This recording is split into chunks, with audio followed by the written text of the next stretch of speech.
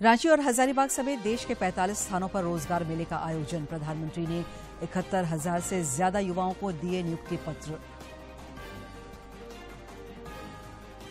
झारखंड विधानसभा का 3 दिवसीय स्थापना दिवस समारोह शुरू।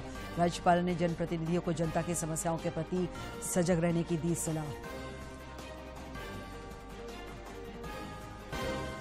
मुख्यमंत्री हेमंत सोरेन ने हजारीबाग बस हादसे में मृत 7 सिख श्रद्धालुओं के आश्रितों को 3-3 लाख रुपए सहायता राशि प्रदान की।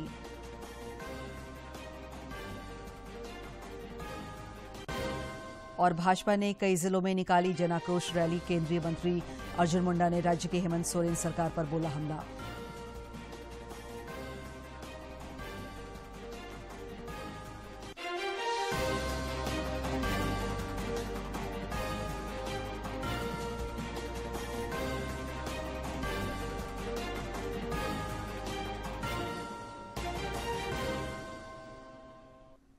नमस्कार, खबरें झारखंड में आपका स्वागत है। मैं हूं दिव्या और अब समाचार विस्तार से। प्रधानमंत्री नरेंद्र मोदी ने आज कर्मयोगी प्रारंभ मॉड्यूल का शुभारंभ किया।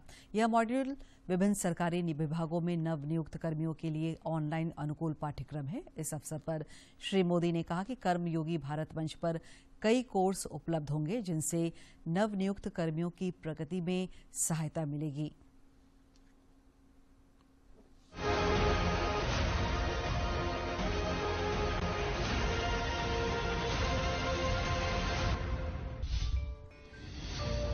आजादी काल हो चुका है और देशवासी कर्तव्य हो है प्रारंभ। आज ही आप जैसे नए सरकारी कर्मचारियों के लिए एक विशेष कोर्स की शुरुआत भी की जा रही है। इसको नाम दिया गया है कर्मयोगी प्रारंभ। आप कर्मयोगी भारत प्लेटफॉर्म पर उपलब्ध ऑनलाइन कोर्सेज का जरूर ज्यादा फायदा उठाएंगे ही। इससे आपकी स्किल भी अपग्रेड होगी और भविष्य में आपको अपने कैरियर में भी काफी लाभ होगा। साथियों, आज आप ये भी देख रहे हैं कि वैश्विक महामारी और युद्ध के संकट के बीच पूरे विश्व में युवाओं के सामने नए अवसरों का संकट है। बड़े बड़े एक्सपर्ट्स विकसित देशों में भी बड़े संकट की आशंका जता रहे हैं। ऐसे समय में इकोनॉमिस्ट और एक्सपर्ट्स ये कह रहे हैं कि भारत के पास अपना आर्थिक सामर्थ्य दिखाने और नए अवसरों को बढ़ाने का एक स्वर्णिम मौका है। राजधानी रांची और हजारीबाग समेत देश भर के 45 जगहों पर आज रोजगार मेले का आयोजन किया गया। इस दौरान प्रधानमंत्री नरेंद्र मोदी ने वीडियो कॉन्फ्रेंसिंग के जरिए 71,000 से अधिक युवाओं को नियुक्ति पत्र सौंपे। इस मौके पर उन्होंने कहा कि भारत जैसे युवा देश के लिए करोड़ों नौजवान सबसे बड़ी ताकत है।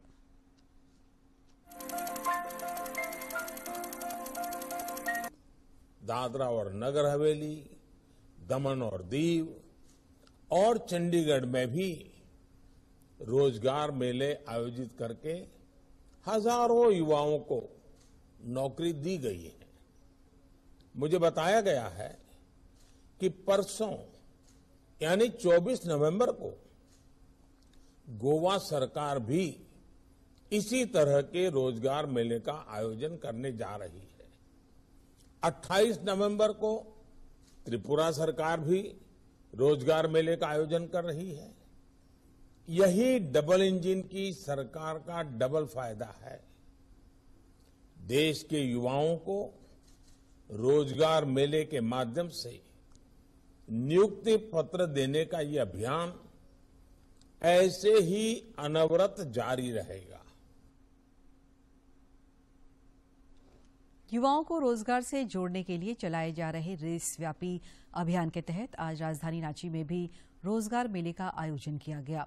कार्यक्रम में जनजातीय मामलों के केंद्रीय मंत्री अर्जुन मुंडा शामिल हुए। रांची के सेनबो स्थित सीआरपीएफ केंद्र में आयोजित रोजगार मेले के दौरान जनजातीय मामलों के केंद्रीय मंत्री अर्जुन मुंडा ने विभिन्न सरकारी विभागों के लिए चयनित 170 युवाओं को नियुक्ति पत्र सौंपे। इस मौके पर श्री मुंडा ने कहा कि केंद्र सरकार का इस वर्ष 10 लाख शिक्षित युवाओं को सरकारी नौकरी देने का लक्ष्य है। प्रधानमंत्री जी ने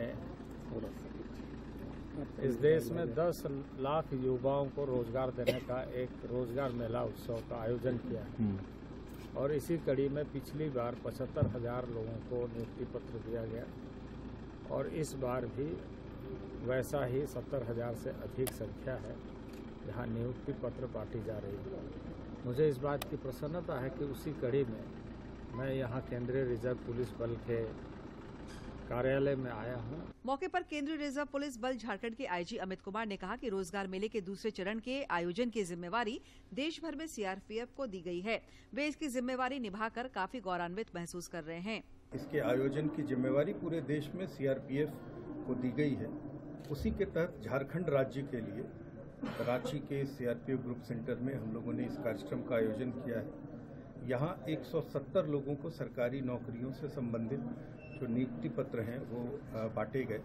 केंद्र सरकार की इस पहल पर सरकारी प्रतिष्ठानों में नौकरी पाकर युवक युवती काफी उत्साहित दिखे। उन्होंने ईमानदारी पूर्वक अपने कर्तव्य का पालन करने का संकल्प व्यक्त किया। हम लोगों को आज नियुक्ति पत्र मिला है, उसके लिए मैं सारे गवर्नमेंट एम्प्लॉयज और जो भी एसएससी मेंबर है उनको थैंक यू बोलना चाहती हूँ। और स्पेशली नरेंद्र मोदी जी ने बहुत फास्ट तरीके से हम लोगों को सारा काम किया। I have selected in Indian Railway on the post of assistant loco pilot. मैं यहाँ पर दिल्ली से आई हुई हूँ और दिल्ली से मेरे को यहाँ पे मैंने असिस्टेंट लोको पायलट की पोस्ट पे मैंने ये पत्र प्राप्त किया है। जैसे कि आप सब जानते हैं मेल फील्ड है, बेसिकली इसमें लड़कियाँ पहले बहुत कम होती थी, लेकिन मैं Indian railway, south eastern railway और नरेंद्र मोदी जी का धन्यवाद करना चाहूँगी। Here we can see as you can see that the former CM Arjun Munda has given these things to us. Selected as a constable GD in CISF, and I very thankful for honorable Prime Minister Mr. Narendra Modi. सेनबो स्थित CRPF केंद्र में आयोजित रोजगार मेले के दौरान युवक युवतियों को railway, bank, CISF, Assam rifles और आईटीबीपी के लिए चयनित किया गया। दूरदर्शन समाचार के लिए रांची से प्रताप की रिपोर्ट। इधर हजारीबाग में भी आज रोजगार मेला का आयोजन किया गया। इस मौके पर केंद्रीय शिक्षा राज्य मंत्री अन्नपूर्णा देवी और बीएसएफ के कई वरीय अधिकारियों की उपस्थिति में युवाओं के बीच नियुक्ति पत्र बांटे गए।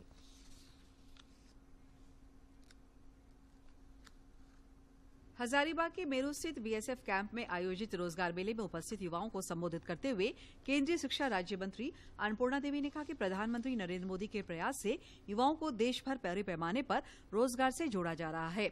उन्होंने कहा कि केंद्र सरकार प्रत्यक्ष रूप से नौकरी देने के साथ स्वरोजगार के नए अवसरों का भी सृजन कर रही है। आदरणीय प्रधानमंत्री ने 1 साल के भीतर देश के युवाओं को 10 लाख रोजगार देने की घोषणा की और देश भर में रोजगार मेले का भी आयोजन कर युवाओं के बीच नियुक्ति पत्र का वितरण भी किया जा रहा है। केंद्रीय शिक्षा राज्य मंत्री ने कहा कि इससे ठीक 1 महीने पहले भी केंद्र सरकार की ओर से रोजगार मेला लगाकर बड़े पैमाने पर युवाओं को रोजगार देने की पहल की गई थी।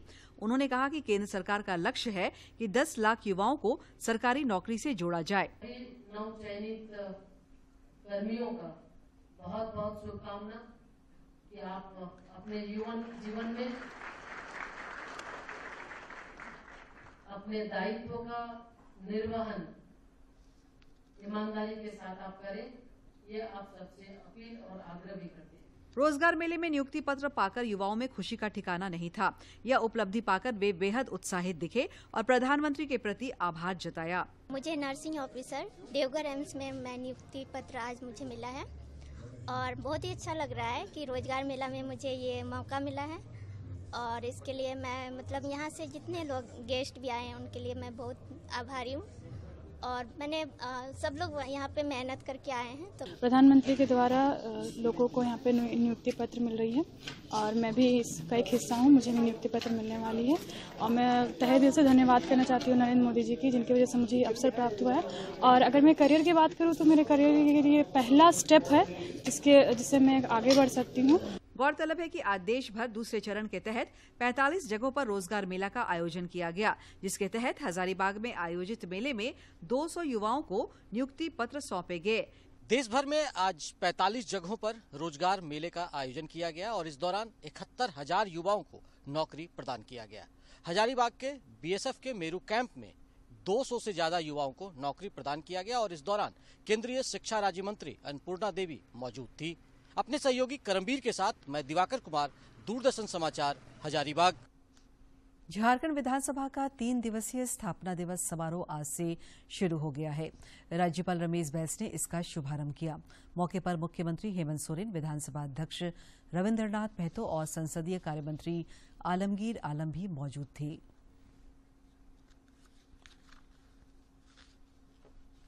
झारखंड विधानसभा की 22वीं वर्षगांठ पर आयोजित समारोह को संबोधित करते हुए राज्यपाल रमेश बैस ने कहा कि विधायकों का यह दायित्व है कि वे जनता की समस्याओं के प्रति सजग रहें। उन्होंने कहा कि विधानसभा लोकतंत्र का मंदिर है और हमारे लिए यह अवलोकन का विषय है कि 22 वर्षों में हमने इस मंदिर के माध्यम से जन आकांक्षाओं को पूर्ण करने में कहां तक सफलता अर्जित की। हमारे देश को विश्व में लोकतंत्र की जननी कहा जाता है। लोकतंत्र में जनता ही सर्वेसर्वा होती है।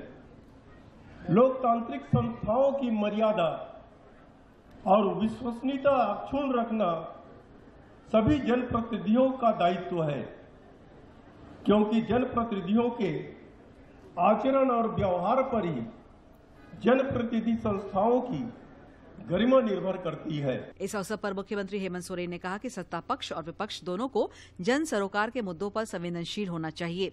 उन्होंने वंचित तबकों को समाज की मुख्य धारा से जोड़ने के लिए किए जा रहे प्रयासों को और तेज करने पर बल दिया। सबकी भूमिका है, एक बराबर सबकी मान्यता है।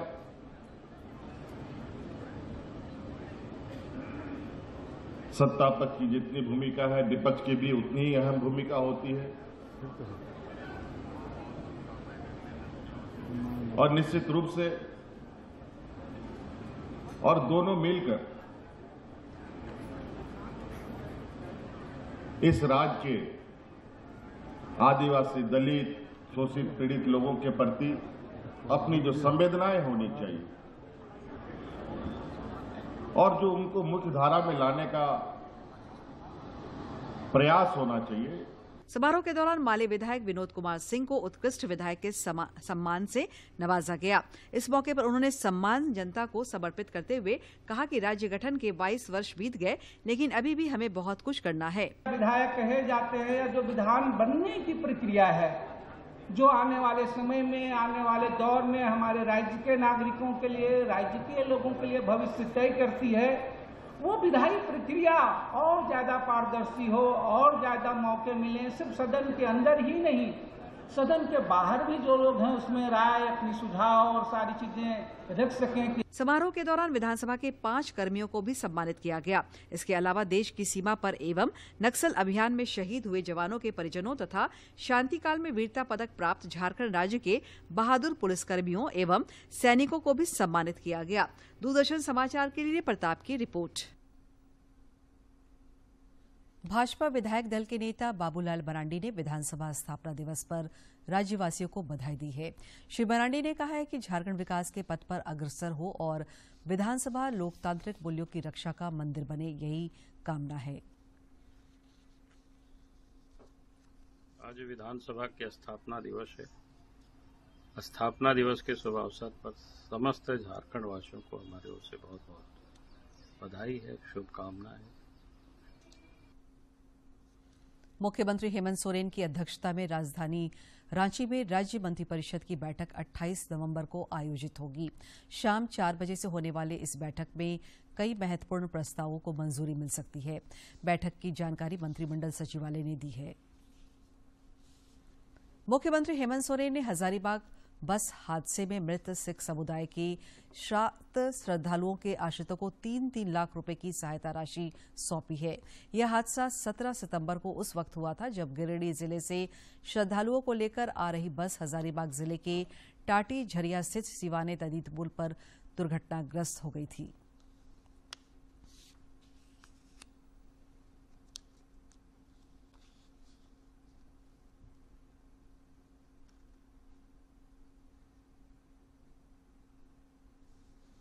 राज्य सरकार के खिलाफ भाजपा की जनाक्रोश रैली आज कई जिलों में निकाली गई। गुमला जिले में निकाली गई रैली में पार्टी के वरिष्ठ नेता और केंद्रीय मंत्री अर्जुन मुंडा भी शामिल हुए। इस दौरान श्री मुंडा ने कहा कि वर्तमान राज्य सरकार के कार्यकाल में स्थानीय लोगों के संवैधानिक अधिकारों पर हमले हो रहे हैं और आम आदमी को उनका अधिकार नहीं मिल रहा है।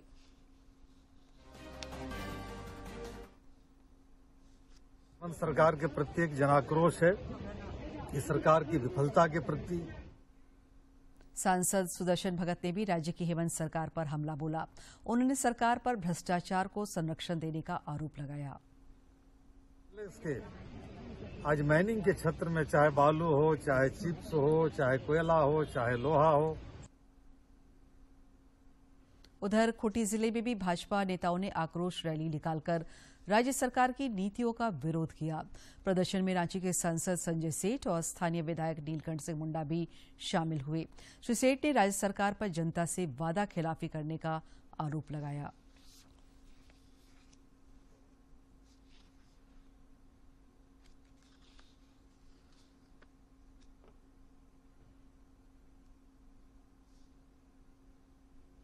जनहित की सरकार नहीं, ये सरकार अली बाबा 40 चोर की सरकार है। और ये सरकार, हम कह सकते हैं कि जो वायदे और जो घोषणाएं वो धरातल पे उतर नहीं पाई।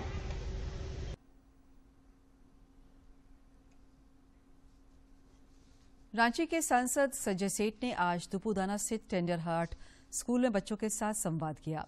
इस दौरान बच्चों ने नमो टॉय बैंक के लिए सांसद को 1000 से अधिक खिलौने प्रदान किए। ये सभी खिलौने अन्य बच्चों तक पहुंचाए जाएंगे। 1000 करोड़ रुपए के अवैध खनन से जुड़े मनी लॉन्ड्रिंग मामले में मुख्यमंत्री के विधायक प्रतिनिधि पंकज मिश्रा की जमानत याचिका पर आज ईडी कोर्ट में सुनवाई पूरी हो गई। दोनों पक्षों की दलीलें सुनने के बाद अदालत ने फैसला सुरक्षित रख लिया है। लोहरदगा जिले में अग्निपथ योजना के तहत भारतीय वायुसेना में भर्ती के लिए आज जागरूकता शिविर का आयोजन किया गया। शिविर में बिहार से आए भर्ती अधिकारियों ने युवाओं को भर्ती प्रक्रिया की पूरी जानकारी दी। उन्होंने बताया कि वायुसेना में भर्ती के लिए आवेदन की प्रक्रिया चल रही है। आवेदन की अंतिम तिथि 23 नवंबर निर्धारित है। और अब कुछ खबर राज्य के विभिन्न जिलों से।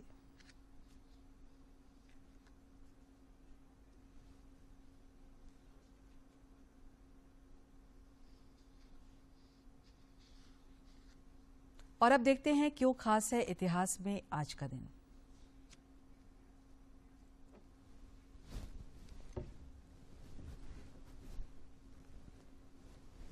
झलकारी बाई का जन्म उत्तर प्रदेश के झांसी में हुआ। झलकारी बाई झांसी की रानी लक्ष्मीबाई की सेना में महिला शाखा दुर्गा दल की सेनापति थीं। वे लक्ष्मीबाई की हमशक्ल थीं, जिस कारण शत्रु को गुमराह करने के लिए वे रानी के वेश में भी युद्ध करती थीं। उन्होंने प्रथम स्वाधीनता संग्राम में झांसी की रानी के साथ अंग्रेजों के विरुद्ध अद्भुत वीरता से लड़ते हुए ब्रिटिश सेना के कई हमलों को विफल किया। झलकारी बाई की गाथा आज भी बुंदेलखंड की लोक गाथाओं और लोक गीतों में सुनी जा सकती है। भारत सरकार ने साल 2001 में झलकारी बाई के सम्मान में एक डाक टिकट भी जारी किया। 22 नवंबर साल 1916 को शांति घोष का जन्म पश्चिम बंगाल के कोलकाता में हुआ। 15 साल की उम्र में शांति युगांतर पार्टी में शामिल हो गईं, जो एक क्रांतिकारी संगठन था जहां क्रांतिकारी कार्यों के लिए आवश्यक प्रशिक्षण दिया जाता था।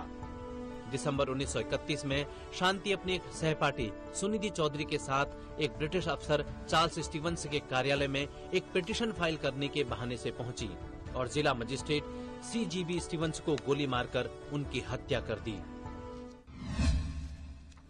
22 नवंबर साल 1892 को मीराबेन का जन्म इंग्लैंड में हुआ। उनका वास्तविक नाम मैडलिन स्लेट था।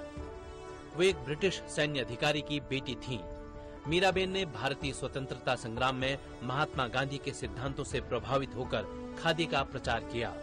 मैडलिन स्लेट ने मानव विकास और स्वतंत्रता संग्राम के लिए अपना पूरा जीवन समर्पित कर दिया। गांधी जी ने उन्हें मीराबेन का नाम दिया। उन्होंने गांधी जी के सत्याग्रह आंदोलन को उन्नतशील बनाने के लिए देश के कई भागों में यात्रा की। वर्धा के पास सेवाग्राम आश्रम स्थापित करने में मीराबेन ने महत्वपूर्ण भूमिका निभाई। मीराबेन को साल 1982 में पद्म विभूषण से सम्मानित किया गया।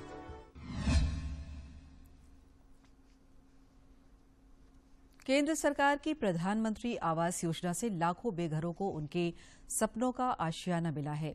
इस योजना ने गरीबों की कई मुश्किलें दूर कर दी है। ये है रांची के डोरंडा निवासी गरीब दास। इनके नाम की तरह ही इनके जीवन के साथ जुड़ी गरीबी इनका पीछा नहीं छोड़ रही थी, लेकिन अब इन्हें भी अमीर होने जैसा एहसास हो रहा है, क्योंकि प्रधानमंत्री आवास योजना की बदौलत अब इनके पास भी एक पक्का मकान है।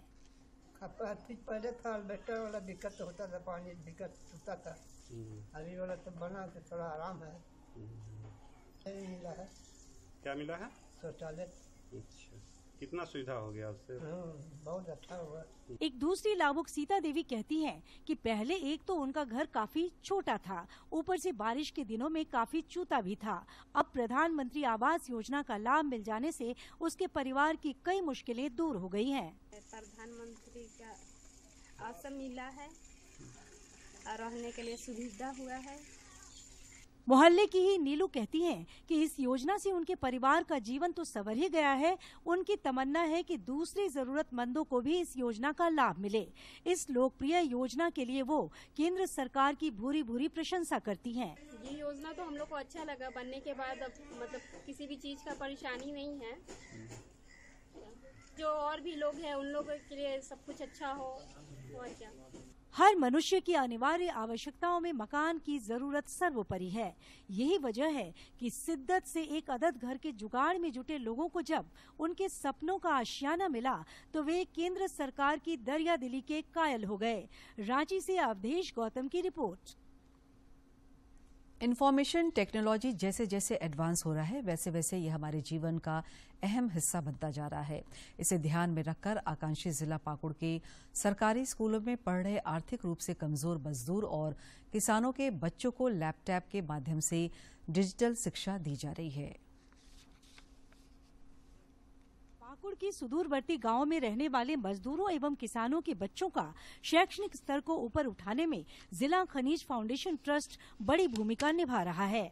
झारखंड सरकार जो ये टैब लैब सुविधा लेकर के आई है बच्चों के लिए, ये एक सराहनीय कदम है। इसलिए भी कि वे बच्चे जो घर पर टैब वगैरह का इस्तेमाल करके पढ़ाई को और ऊंचे स्तर तक नहीं ले जा पा रहे थे, विद्यालय में उपलब्ध होने के कारण वो आसानी से उनको उपलब्ध है। जो पढ़ते हैं उसको फिर वो देखते हैं, वीडियो के माध्यम से देखते हैं। कुछ बच्चे ऐसे भी हैं जिनको मनोरंजन भी होता है कि पढ़ाई अब पहले से ज्यादा मनोरंजक रह गया, अब इनके लिए बोझ नहीं है। सरकारी स्कूलों में कक्षा 6 से 10 के बच्चों को लैपटॉप के माध्यम से सिलेबस के अनुसार पढ़ाया जा रहा है। बच्चे लोग टैब लैब के माध्यम से बच्चे अपने से क्लास करते हैं और जो भी डाउट होता है बच्चे कॉपी में लिख के टीचर से, संबंधित विषय के शिक्षक से उस बारे में जानकारी लेते हैं। गांव के वैसे बच्चे जिन्होंने कभी स्मार्टफोन इस्तेमाल नहीं किया था, आज वे सरकारी स्कूलों में ऑडियो विजुअल के जरिए पढ़ाई तो कर ही रहे हैं, साथ ही ईमेल भेजने, डॉक्यूमेंट को अपलोड एवं डाउनलोड करने की तकनीक भी सीख रहे हैं। स्कूल में मिल गया तो अच्छा से पढ़ाई हो रहा है और अच्छा से समझ में आ रहा है, और जो पढ़ा रहा है वो नोट्स करके हम लोग लिख के घर में जाके पढ़ाई कर रहा हूँ। पहले मोबाइल से पढ़ते थे, पहले किताब से, अभी मोबाइल से पढ़ते हैं। पहले जितना समझ में नहीं आता था उससे ज़्यादा अभी समझ में आता है। लैपटॉप से शिक्षा ग्रहण कर रहे स्कूली बच्चों का कहना है कि पहले किताब का बोझ ढोना पड़ता था, लेकिन जब से टैब के माध्यम से हमें शिक्षा दी जा रही है, ये बोझ तो हल्का हुआ ही है, साथ ही पढ़ाई में भी मन लग रहा है। यहाँ पे टैब लैब का पढ़ाई होता है और किताब से हम लोग जितना पढ़ते हैं इतना समझ में नहीं आता है। यहाँ वीडियो मतलब दिखाता है तो उसके माध्यम से हम लोग अच्छा से पढ़ाई करते हैं। और हम लोग को टैब लैब दिया गया कि जो हम लोग को समझ में नहीं आता था वो अच्छा से समझ में आता है हम लोग को, और वीडियो और ऑडियो के साथ भी हम लोग को समझ में आता है। सरकारी स्कूलों में पढ़ने वाले बच्चों के माता पिता की आर्थिक स्थिति इतनी अच्छी नहीं होती कि वे अपने बच्चों को स्मार्टफोन दे सके, ताकि वे पढ़ाई के साथ साथ अन्य डिजिटल सुविधाओं का भी लाभ उठा सकें। सरकार ने बच्चों को टैब लैब के माध्यम से शिक्षा मुहैया कराने की जो पहल की है, उससे शिक्षा में गुणात्मक सुधार होना तय है। पाकुड़ से राम प्रसाद सिन्हा की रिपोर्ट। और अब कुछ खबर राज्य के विभिन्न जिलों से।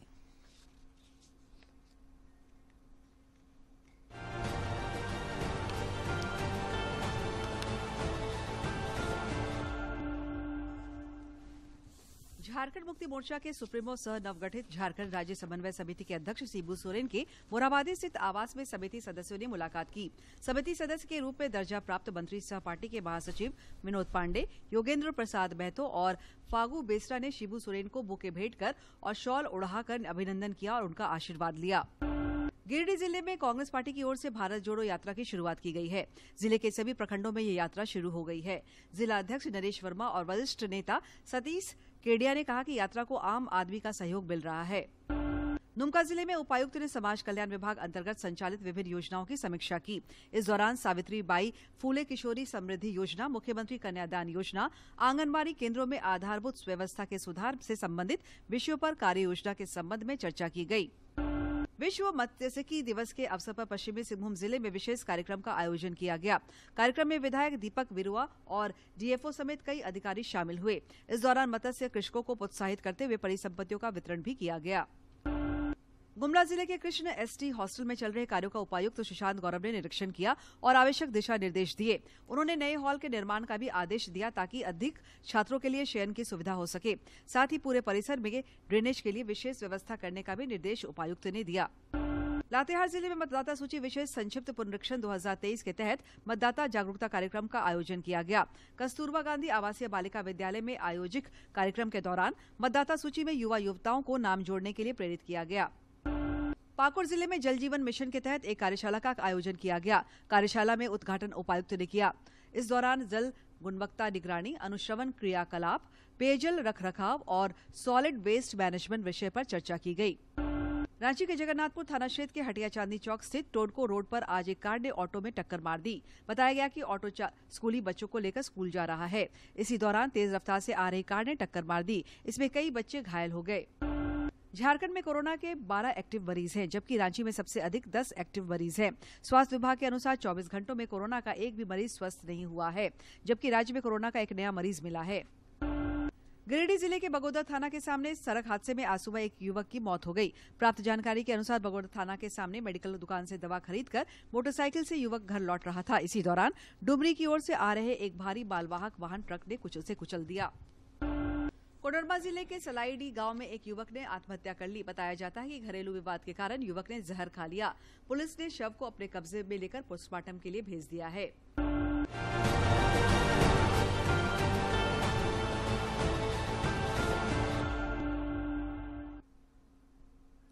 राज्य में न्यूनतम तापमान में लगातार गिरावट हो रही है, जिससे शीतलहर चलने की संभावना बढ़ गई है। रांची स्थित मौसम विज्ञान केंद्र के वैज्ञानिक अभिषेक आनंद ने बताया कि अगले 4 दिनों तक दिन का तापमान गिरेगा, वहीं रात के तापमान 1 से 2 डिग्री सेल्सियस बढ़ने के आसार हैं। प्रधानमंत्री नरेंद्र मोदी 27 नवंबर को आकाशवाणी पर मन की बात कार्यक्रम के जरिए देश विदेश के लोगों के साथ अपने विचार साझा करेंगे। श्री मोदी ने इसके लिए लोगों के सुझाव मांगे हैं। मन की बात है जन जन की, संघर्षों के कुछ किस्से, कहानी कुछ सफलताओं की, अनकही विरासत की, उम्मीदें नए भारत की।